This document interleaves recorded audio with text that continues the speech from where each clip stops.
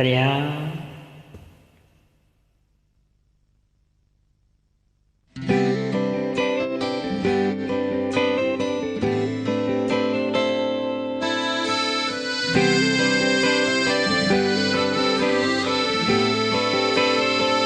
เปรียบฉันเป็นนกเปรียบเธอเป็นฟ้าฉันบินเท่าไร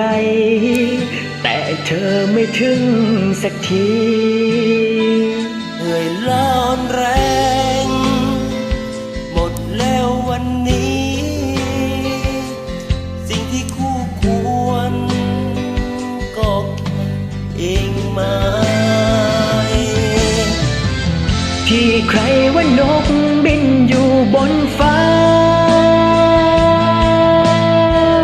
แต่มันหาฟ้าไม่เจอสักที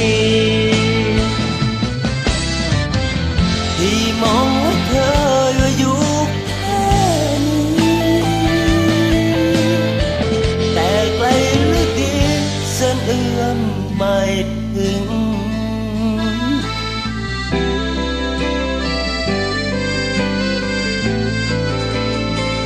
เมื่อเธอเป็นเธอ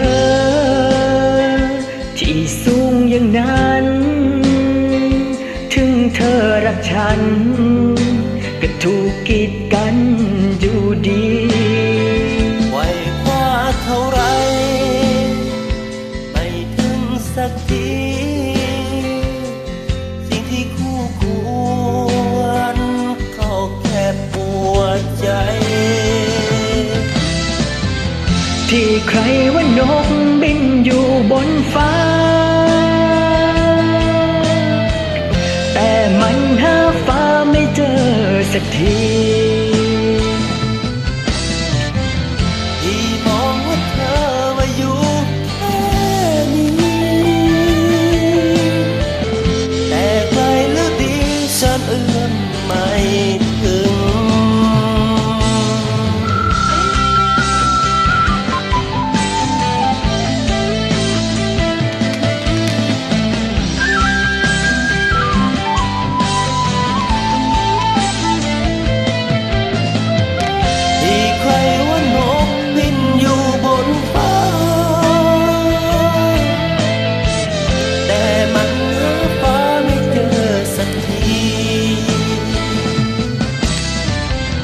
ที่มองเห็นเธอไว้อยู่แค่นี้แต่ไกลเหลือดีฉันยังไม่ถึงที่ใครว่านกบินอยู่บนฟ้า